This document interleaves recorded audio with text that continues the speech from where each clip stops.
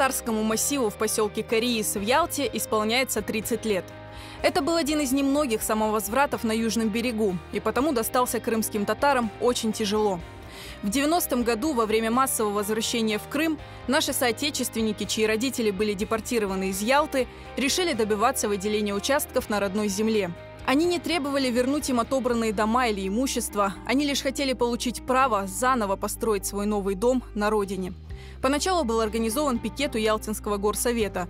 Все стоящие на нем были либо выходцами из Ялты, либо их потомками.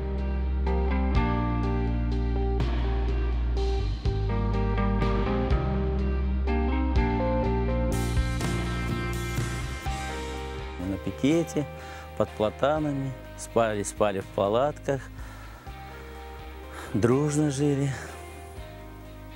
Каждый день проверка была, каждый день встречали местное население, приезжих, отдыхающих, которые спрашивали, что вы здесь делаете, почему приехали. Мы начали писать плакаты, разъясняющие нашу проблему и для чего мы здесь стоим. И я четко дал указания, чтобы те люди, которые будут с посторонними разговаривать, о чем говорить, не ругаться, на провокации не поддаваться. Если местным жителям и просто зевакам можно было объяснить свои цели, то власти с самого начала оказывали категорическое сопротивление. И не только пытались уговорить крымских татар уйти с площади, но и угрожали силовыми акциями. А потом пикетчикам предложили участки в селе Оползневом, но земля там полностью соответствовала названию поселка. Сильные оползни не позволили бы строить там дома. Когда мы ездили смотреть, уже познакомились с кое с какими сочувствующими русскими, которые дали нам карту этого места, где красными, жирными красками написано, было подчеркнуто, что это очень активный оползень. Оползневой начали, чтобы отвлечь людей, которые на пикете стояли, они начали прописывать 81 человек. Просто ни на колышки, ни на землю, а просто так, поселок Оползневой, и все, и прописка. А люди землю таки не получили. Эмир Меджидов и Ришат Аблаев в 90-е возглавили пикет в Ялте. Пытаясь избавиться от крымских татар, власти предлагали им и другие, мало подходящие для строительства домов, земли. Иногда даже пытались стравливать пикетчиков с местным населением. С директором совхоза Назаровым объездили 3 поля, которые он нам показал. Мы посмотрели эти места, в многих местах, особенно на Гаспре, здесь и на Солнечной тропе, там очень много огородов, самозахваченные огороды русскоязычным населением. Огороды, притом уже капитально ограждены, поставили времянки там. Мы когда говорили, как же так, сегодня если за поле, которое никому, государству принадлежит, население бунтует, как вы говорите, то где гарантия, что это население, когда мы полезем в эти огороды, не пойдут против нас? Поняв, что от властей бесполезно ждать содействия, крымские татары решили сами отыскать подходящую землю. Выбор пал на табачное поле близ поселка Кариис.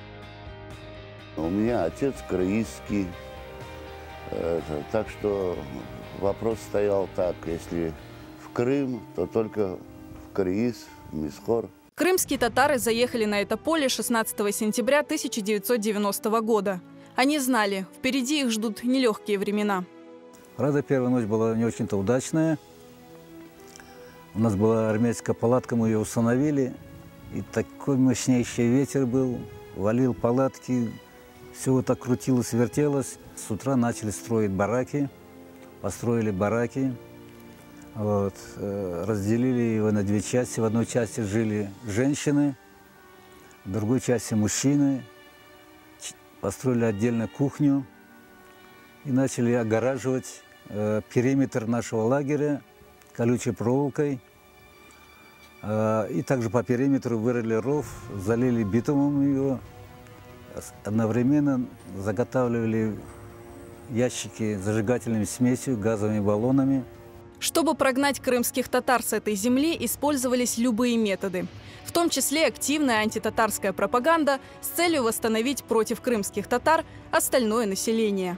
В минувшее воскресенье в Ялте группа крымских татар самовольно захватила табачную плантацию совхоза «Ливадия» и начала строить домики. Пострадал урожай, а здесь, между прочим, выращивается лучший в Крыму табак. И хозяйству, по оценке его руководителей, нанесен ущерб на сумму 70 тысяч рублей. Горисполкома утверждает, что это поле является высококачественным табаком.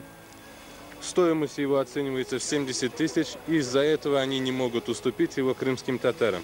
Но однако на этом поле растут одни колючки. Табак там, тут и очень редкий.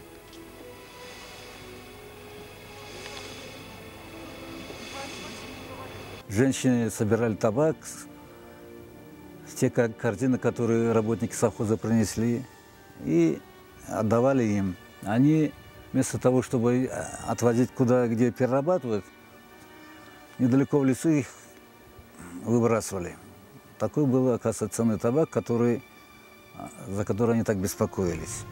Против крымских татар власти использовали и агрессивно настроенное местное население, и силовиков со щитами и дубинками. Одно из таких нападений чуть не переросло в серьезное столкновение. Местное население настроили против нас. Приехали, сбивали эти домики, ломали. Но мы сопротивлялись. Большая толпа народу была. Из-за пачки сигарет готовы были нас разодрать на части.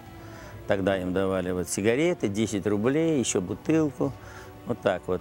И они наши домики валили. В нашем распоряжении был ЗИЛ, машина ЗИЛ, такой с длинным кузовом. Мы впереди на лобовое стекло положили сетку матрасную, чтобы, если камнями будет кидать, не разбили лобовое стекло. Милиция стала цепью перед нашим лагерем, огородила русскоязычное население от нас. В это время они начали ломать наши домики, построенные из ДСП. Ломать, прыгать на них, орать, чтобы мы уезжали в Монголию. Ну, они погрузили сломанные домики, увезли, но лагерь не тронули. Они увидели нашу решимость, что мы будем стоять до конца. Уже мы приготовили и бутылку зажигательной смеси, и вот эти вот огнеметы. Все было готово к тому, что если полезут, то... Тем более у нас прямо на бараке был транспарант «Родина или смерть». И все были настроены так, что до конца стоять. Сказать по-честному, вот это когда со щитами, вот такими колоннами зашли, психически они как по этим стучат дубинками по своим щитам, и такое это неприятно, конечно. Но душок был у всех вообще. Это мне сейчас уже, я старый, а тогда, что мне 30-35 лет было. И, короче, только вперед. После этого погрома, казалось, наступило затишье. Силовики сюда больше не наведывались, но и проблему власти не решали. Тем временем крымские татары, не дожидаясь милости сверху, уже начали строить дома. В первую очередь мы строили старикам, женщинам, ну и кто имел семьи уже, которые привезли. А вот те, которые молодые, холостые, мы решили делать в последнюю очередь. Мына bu времен қазір gece kuruldu. 4 tane maşina 4 taraftan faralarını koyup sabahacak времен қазір kurup çıkarıyorduk. Потому что күнүзүн kurulmaya vermezediler bunlar. Su da vermezediler, bir şey de. Пометили всем по 6 соток. И потом ночью, за одну ночь 22 домика поставили. Сразу раз поставили. Утром все они вообще офигели, скажем, вот так.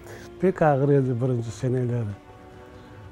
Bu spalni meşogu alıp anda içine girip yorgan koyup oraya bu evcikler kurar edik de o vakitte evet. Yani bu samavazratlarda nasıl neydi? Yani biz öyle demetip kurar edik. Kış geldi, kış geli, kar yağay. Biz öyle ne tapayık bir peçkacık neti. Öyle barı taptık. Ondan sonra başladık işte kurmaya. У кого чего было, все запасы за 2 года, естественно, семьи, все. Поэтому все пришлось делать с нуля. Ну вот с нуля и строили здесь. Сестра с братом просто привезли, бревенчатый сруб готовый, только надо было его собрать. И, так сказать, всей толпой всеми теми людьми, которые оттуда с пикетом пришли сюда строиться, мы за один или за 2 дня подняли этот дом, ну и вселились. И потом этот дом как бы был, так сказать, первым камнем, с которого все началось. Крымские татары старались не конфликтовать и избегать столкновений, хотя острых ситуаций иногда было не избежать. Инциденты были, мы гаишную машину выкинули вообще за пределы, потому что не давали нам завозить ничего, материалы. А так... Как выкинули? Ну, они перекрыли, машины не могут зайти. Мы взяли эту, Нива была, как сейчас помню, пришли человек 15-20, ребята молодые, говорим, давайте уезжайте. Они говорят, нам сказали здесь стоять, нам вас охранять. Нас охранять, говорю, не надо, уходите.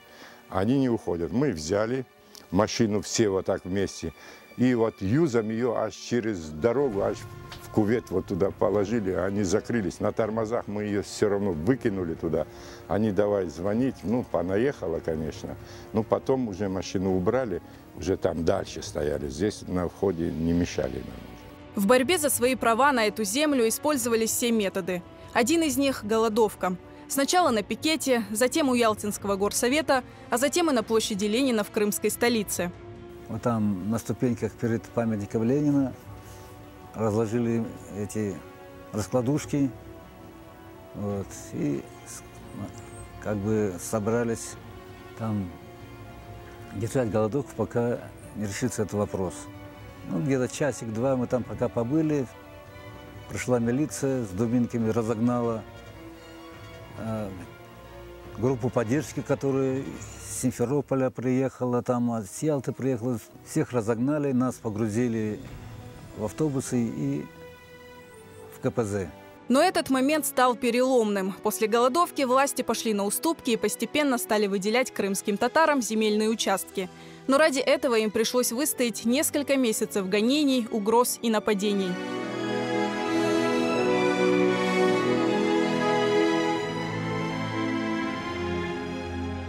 Я думаю, что вот это вот нам, то, что родители, что дедушки, хартанашки, харбабашки привили, вот это нам и помогло так отчаянно здесь, хоть мы здесь не родились, но такой дух был, вот, именно чтобы здесь остаться, чтобы здесь жить. Все были едины и, скорее всего, наверное, порядочность нашего народа, крепкость, сила.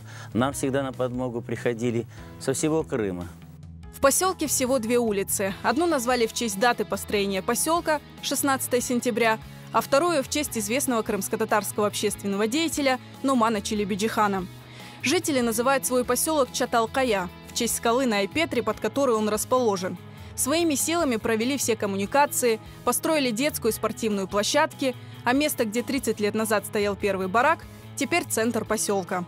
Вот сейчас мы подходим к нашей знаменитой, легендарной сосне, которая росла одиноко на табачном поле. Под этой сосной снимали фильм о Буратино и много других фильмов. Оно было ориентировано для дельтапланеристов, которые прыгали с Айпетри. Вот. И мы решили ее сохранить как достопримечательность нашего поселка.